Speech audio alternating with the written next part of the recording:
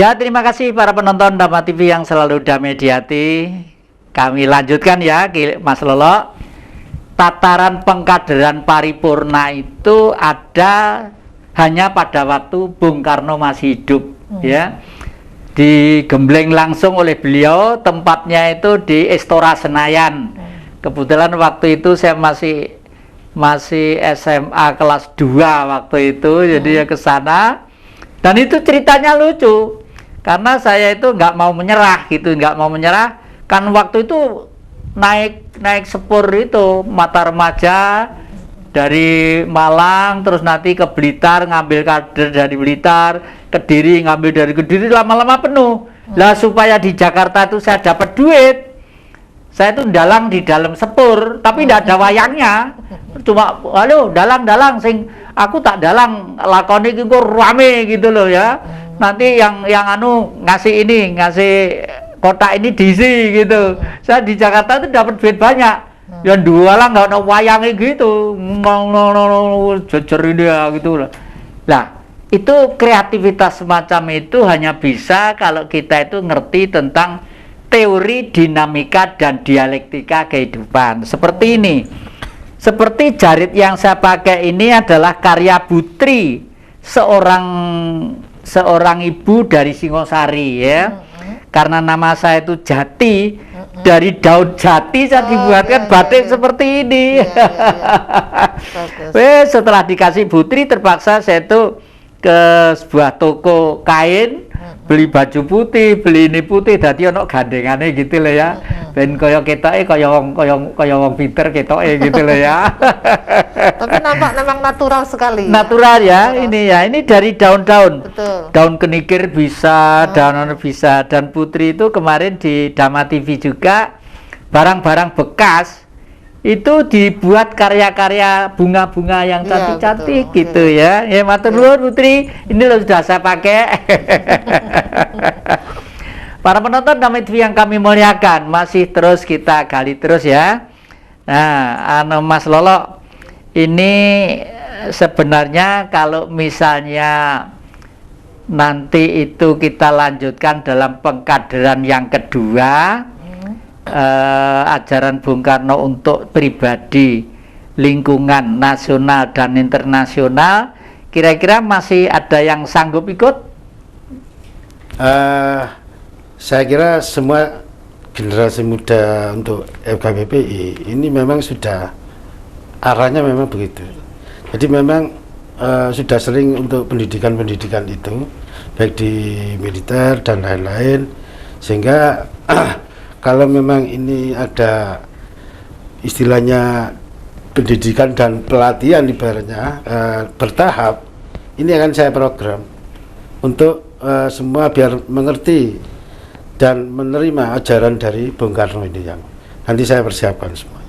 Syukurlah ya, karena akhir-akhir ini Mas Lolo itu akhir-akhir ini banyak hoak-hoak yang sengaja disebarkan di media sehingga anak-anak kita, generasi kita kacau balau pikirannya. Bagaimanapun adik-adik, anak-anak, cucu-cucu, sampai tahun berapapun, ribuan tahun yang akan datang, kalau manusia itu tetap manusia, mempunyai jiwa, raga, sukma, mempunyai angan-angan, mempunyai pikiran, mempunyai pribadi, mempunyai perut ya, dan mempunyai perasaan lah. Pribadi mulai dari angan-angan, pikiran, pribadi sampai dengan mengisi perut ini, kalau bisa yang seindah ajaran Bung Karno ya.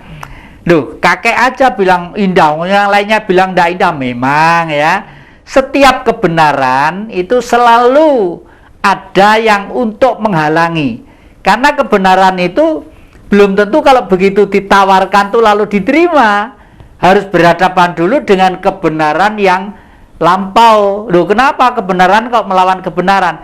Tidak melawan, teori dan metode pengertiannya yang harus berubah. Seperti sekarang ini banyak di mass media, di WA, di YouTube banyak pikiran-pikiran yang bercolak ragam ya. Itu kalau kita tidak cerdas, tidak pinter dan tidak bijak untuk memahami itu, bisa juga malah salah wesel ya. Salah wesel itu kita salah paham tentang kehidupan ini. Nah, gitu nggih. Bu, penjelasan kemarin juga ngikuti ya? Yang di Bandulan enggak hadir saya. Di Singosari? Di Singosari enggak juga ya? Enggak juga ya? Waduh, rugi. Saya ya. Tahu ya. Ya.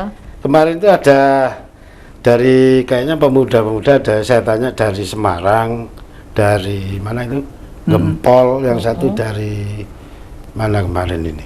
Ada dari Jombang ada, mereka habis mandi. Oh iya, iya. Jalannya turun gini. Nah itu mandi di mana itu ya? Maksudnya kolam apa maksudnya? Oh ya, itu kolam gitu itu mungkin ya, sejenis patirtan gitu mungkin. Iya, kolam itu Sumber Nagan ya. Saya membeli itu tahun 67 ya. Yang di atasnya oleh Pak Wali ditanami pohon bule itu. Pohon bule ya. Pak Wali bijak juga supaya tidak longsor ya, juga tidak longsor. Nah, kemarin itu cuma sayang dibuat warung ya, maksudnya itu warung itu untuk menampung orang-orang yang parkir di situ. Tapi sebenarnya karena Sumber Nagan itu dianggap suci karena tinggalan leluhur, dan airnya itu istimewanya apa?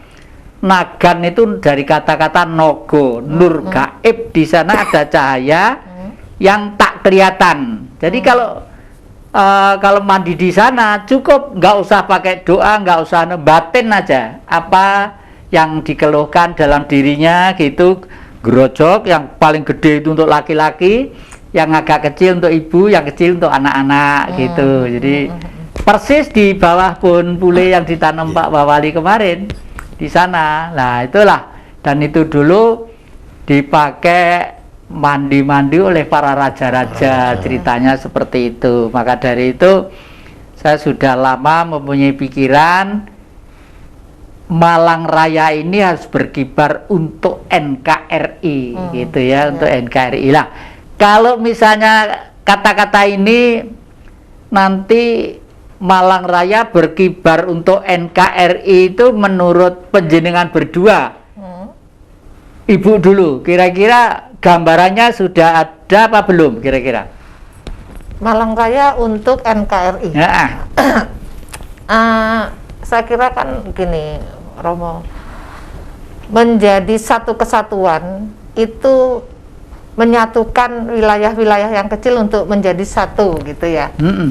Jadi kami dari Malang Raya dalam hal ini GMF KPPI tentu saja memiliki keinginan juga untuk mempertahankan dan terus melanjutkan ya perjuangan para leluhur, para pejuang yang dulu sudah memperjuangkan Nusantara ini menjadi satu kesatuan yang kita sebut sekarang dengan NKRI, Negara Kesatuan Republik Indonesia.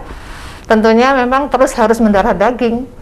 Oleh karenanya Malang mungkin bisa menjadi pelopor gitu ya. Dalam hal ini mungkin generasi muda FKPPI bisa mempelopori dengan memberikan banyak informasi atau membangun atau saling memberikan berbagi potensi kepada mereka-mereka yang di luar sana untuk ayo kita bersama-sama menjaga NKRI ini untuk tetap menjadi satu kesatuan yang berjiwa Pancasila. Ya. Itu. Ya, bijak juga ya. Jadi begini, benar juga.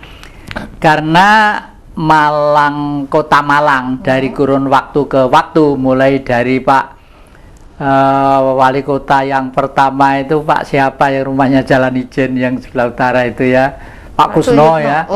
Pak Kusno sampai ke Malang. Malang itu punya 3 fondamen yang menjadi acuan filosofisnya, disebut Malai Kusiswara, Malang Kota Pendidikan, Kota Pariwisata, dan Kota Budaya ya. Itu merupakan satu tribina cita yang tidak bisa lepas. Nah, secara pribadi ataupun secara umum itu merupakan kepentingan pokok. Seperti kakek ini secara pribadi, misalnya kata-kata kota pendidikan, artinya apa?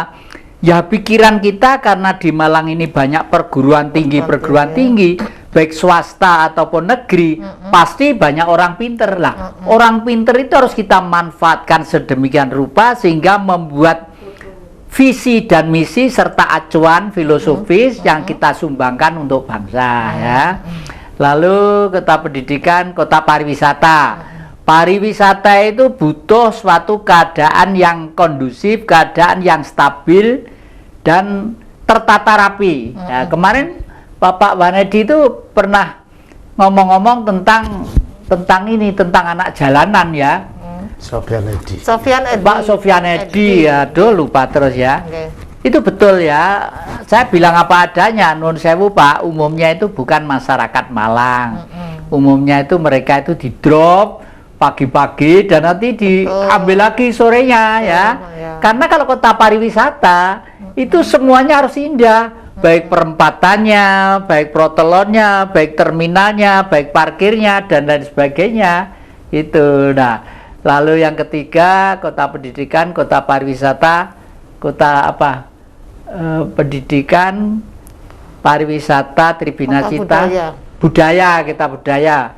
Berbudaya itu artinya kehidupan manusia itu yang terdepan itu mesti kita lihat dari seninya.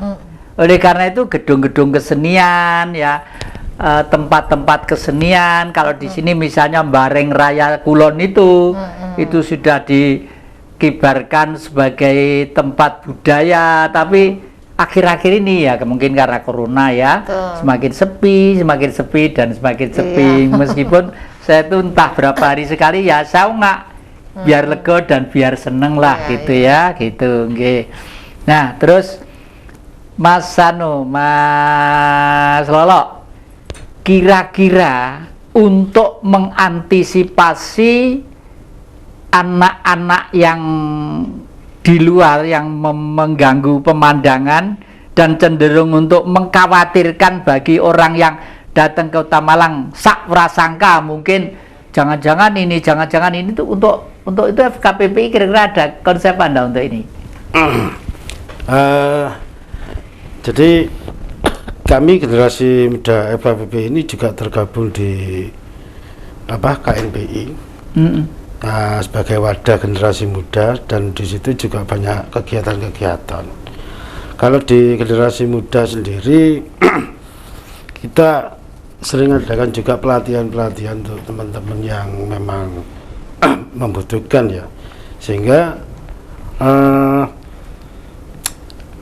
anggapan minoritas anggapan yang kurang baik dari wisatawan atau pendatang yang ke kota Malang Raya lah, ini bisa dikurangi lah, sehingga perbaikan dan sebagainya di sisi generasi mudanya di Malang Raya ini, mulai dari yang suka ini suka itu, akhirnya mereka sudah berkurang semua, saya kira begitu. Terutama saya cenderung tadi wawasan budaya itu juga dikemaskan lagi. Nah, sekarang sejarahnya Singasari itu juga membawa dampak bagus untuk Malang Raya. Saya suka Pak Pen itu simbolnya Ken Arok dan sebagainya. Nah, artinya bahwa Singasari ini dari Malang Raya ini menjadi besar pemersatu bangsa. Mulai dari sana dipersatukan, sehingga istilahnya kejayaan bangsa atau Nusantara bersatu itu munculnya juga dari Singasari lah. Seperti inilah yang Malang Raya kita harapkan, pemudanya bersatu, dia mengerti tentang leluhur budaya, menghormati para leluhur dan sebagainya. Harus ingat dengan budaya kita, nggak dihilangkan begitu aja. Otomatis NKRI ini nantinya juga akan berjaya kembali lah. Dari semua sisi. Iya. Harapan kita seperti itu. Ya, para penonton Dharma TV, jangan kemana-mana, masih di depan Jejak Ki Jati.